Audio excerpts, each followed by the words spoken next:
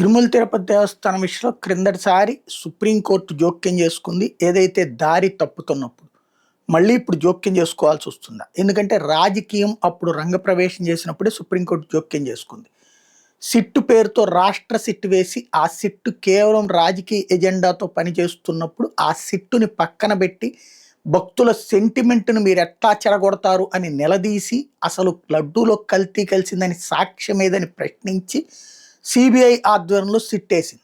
ఆ సిట్టు ఏదైతే జంతు మాంసం లాంటిది ఏమీ కలవలేదని తేల్చి చెప్పింది. అదే సందర్భంలో ఇప్పుడు మిగతా అంశాలకు సంబంధించినటువంటి దాని మీద కూడా ఒక స్పష్టత ఇచ్చేసింది.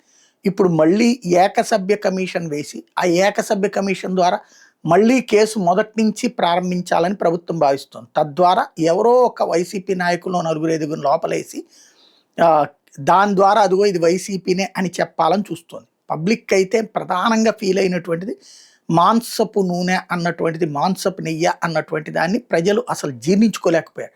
అది కాదు అన్నాక ఒక క్లారిటీ అయితే ఎప్పుడైతే అది కల్తీ కాదు అనట్లేదు, కల్తీ ఉంది కదా అన్నటువంటి పాయింట్ తీసుకొస్తే అది నిరూపించుకోండి, దాంట్లో పెద్ద ప్రాబ్లం లేదు అన్నటువంటి ఇష్యూ ఉంది.